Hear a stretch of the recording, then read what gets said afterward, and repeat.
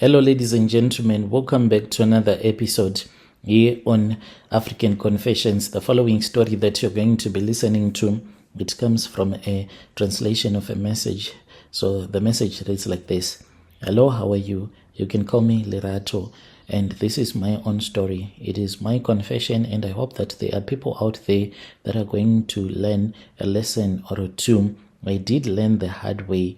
After I had stolen from my blesser's wife, I stole her Gucci bag as well, one of her weave.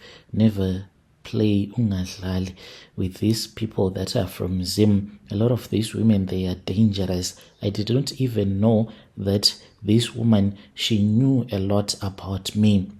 It all started about a year ago. That was when I met this man that was from Zim. Little did I know that this man is also a politician back in his country. Only after he had sent me a picture, and he then said, "Can you do a Google image search?"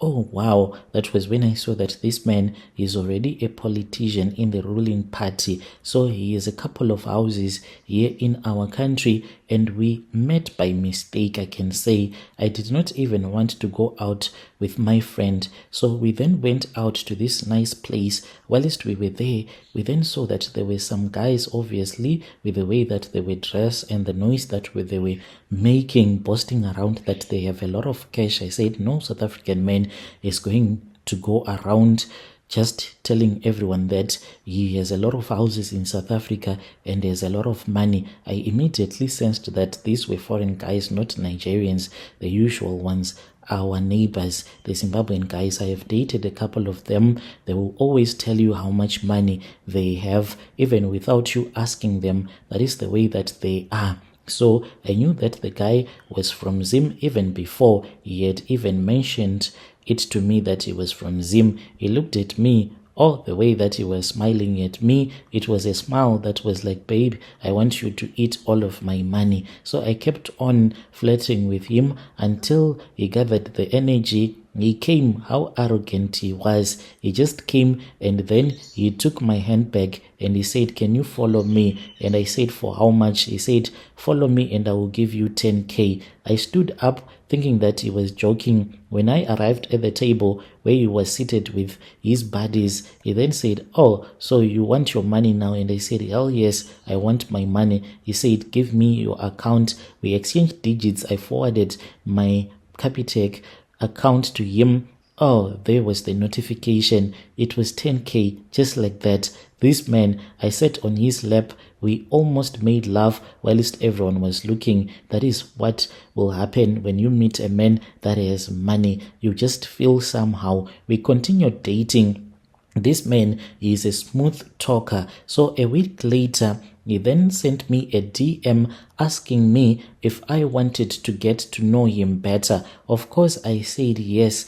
And then he said, my wife has gone out. So when I heard him saying that the wife had gone out, I honestly thought that maybe the wife had gone out to town. And I said, "Oh, what time is she coming back?" He was like giggling and he said, "No, you should be asking me, when is she coming back?" And I said, "Okay, where did she go to?" And she was like, "She will be going to Dubai. After Dubai, she is supposed to go with her ladies for Stockfell. They are going to China and they need to source some goods because she wants to open a small factory. And then after China, they are going straight to UK. Then she will come back to South Africa, rest a while, and return back home." And it was like, wow, that is what they do in their Stockfell. And he was like, yes, that is what my wife does. So me and him, we spoke, and he then said that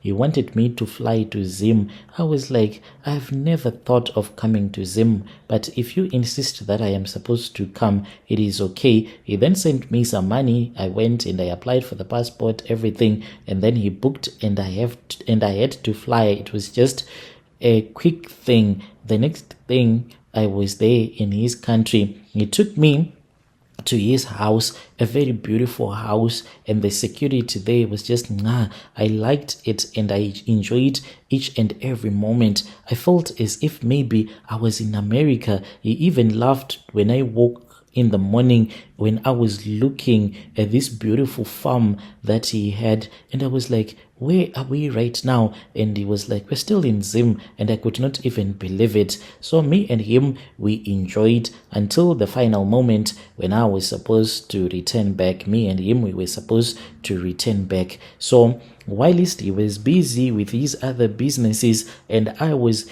busy just packing, so I started snooping around and I said, this woman has a lot of money. Like, she has a room. Can you even imagine? She has a room that has these fitted wardrobes that reach from the floor to the ceiling. And I'm not talking about your small house ceiling, like a very huge mansion that they have. When you enter into one of her wardrobes, it's like you are walking inside a shop. On the right, on the left, everywhere you see clothes, shoes, and everything. So whilst I was just marveling at all of her beautiful clothes, handbags, and everything, some of them that still has the price tags, that was when I thought of stealing from her. Yes, indeed, I stole a Gucci handbag and I stole some expensive weave from her and a couple of t-shirts, and I quickly packed them in my bag. By the time that he returned back, I then told him that I was busy just moving around, just thinking about all the things that I was going to have if I was going to have a child for him. He laughed and he said, we need to rush back to South Africa, for there was a meeting that was going to be held with some of his board members the very next day. So we went on a flight, then we returned back. I thought I had won because he did not even see anything. That night we slept at a hotel, and when we slept at a hotel, that was when I started to hear a voice that spoke with me. When I woke up, I noticed that in between my legs, my skin broke out in painful rashes. This man, when he was making love to me, it was the most painful thing that had ever happened to me. Yet I did not want to tell him that I was feeling itchy and I was not feeling okay. The very next morning, when he had gone for his meeting, I rushed to a pharmacy. I then told them that I had yeast infection because I simply wanted that cream, for my friend had told me that I can get that type of a cream that women use when they have yeast infection. That one, it will sort out your rash quite quick. After that, I then went to another pharmacy and then I told them that I had these rashes that were developing all over my legs, and then I was given the cream. It made me to feel so much better. I also used Alu, and I told him that he was not going to find me at the hotel because there were some things that I needed to sort out. He told me that one of his other receptionists was going to deposit money for me, and yes, indeed, that lady, I kept on calling her until she got irritated, until she deposited money into my account, and I stopped calling her. When I got home, the situation got worse and worse and worse. All of a sudden, that was when I received a phone call. It was from that politician's wife. She was like, do you know me? Do you know who I am? Do you know what I can do to you? She then instructed me to go and return these items in her house. I asked for her forgiveness and I told her that there was no way, it was not possible for me to return back to her country and return all of those items. All that I could do was to come clean to her husband, and that was the most painful thing that I had ever done. I went to the husband and I was honest with him that this is what I had done. He got so mad and angry. The wife knows that I am dating the husband, but now I am scared of her because she was able to curse me whilst she was there in China. She knew that I had stolen from her, and this is what she did to me. I am still so scared up to this very day. Dear listeners, right there was a translation of a message that was sent to me by one of our admin. Strange things indeed they do happen in this world.